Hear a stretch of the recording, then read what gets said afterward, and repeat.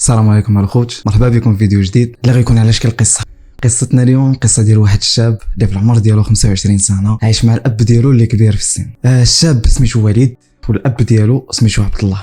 عمي عبد الله كان مسلف من عند صاحبو شي فلوس، القدر ديالهم تقريبا شي 90,000 ريال، ما ساهلاش. عمي عبد الله بحكم ان الظروف ديالو قاصحه شويه وماتت الزوجه ديالو خلات لي ولد صغير، تعذب وتكرفس باش كبرو خلاه راجل. عمي عبد الله كان خارج هو ولدو السوق، فجأة تلاقاو مع صاحب عمي عبد الله اللي مسلف له الفلوس، وقف عليه وقال ليه ضروري ما تعطيني الامانه، راني واقف عليها وما نقدرش نزيد نصبر عليه اكثر. ولد وليد ما كانش بخبارو، تصدم بهذاك الخبر، ما كانش على بالو، ما كانش عارف بلي الاب ديالو راه عنده هاد الثقل.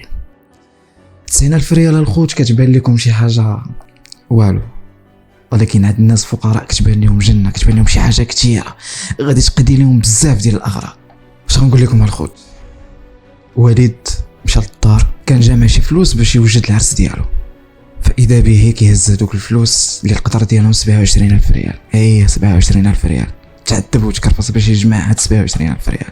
هز هذوك الفلوس كامله ومشى عند صاحب الوليد ديالو وعطاهم ليه وقال ليه هاكا عمي اصبر عليا واحد شويه باش نكمل لك الفلوس.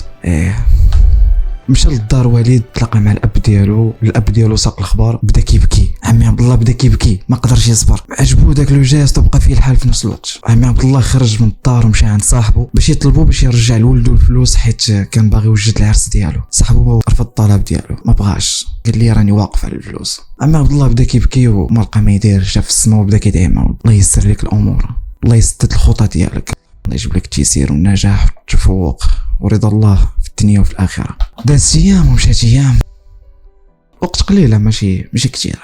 وليد مطايب مع الوقت، مضارب مع الوقت باش يجمع الفلوس باش يخلص الدين اللي عليه. فجاه كيتلاقى مع صاحبه شحال هادي ما تلاقى معاه وقال لي اهلا، فين بخير، غفورات هادي؟ قال لي راه هادي يومين طحتي ليه ببالي، جا عندي واحد رجل اعمال وقال لي راه كيقلب على شي واحد اللي يكون امين ويكون متميز في الخدمه ديالو ويكون باغي يخدم، باغي يحسن الوضعيه ديالو.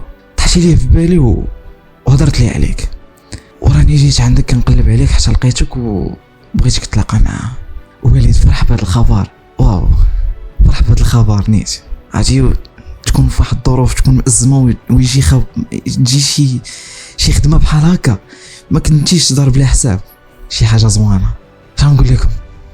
وليد عجبو الحال، فرح، شكر الله وشكر صاحبه ومشى عند هذا رجل الاعمال تعجب بالشخصيه ديال الوليد، عجبو التميز اللي فيه. وقبل انه يخدم معاه رجل الاعمال سول الوليد، قال ليه شحال كتشد في الشهر؟ قال ليه تقريبا الا ضربت الجمعه ديال بصح كنطلع ديك 40,000 ريال بزز. قال ليه رجل الاعمال غادي نعطيك 6,000 درهم، 120,000 ريال، وغادي نسبق لك 3 شهور باش تحسن من الوضعيه ديالك، وغادي نعطيك 10% في كل ربح كيدخل.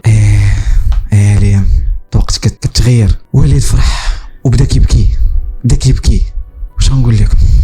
ما شعرش حتى بدا كيعاود لهذاك رجل الاعمال، بدا كيعاود ليه على المشكل اللي كان واقع ليه مع الاب ديالو، على الدين، على السلف اللي كان مسلف صاحبه. رجل الاعمال تاثر بهذه القصه هذه وقرر انه يسدد ليه الدين ديالو، يخلص ليه الدين ديالو.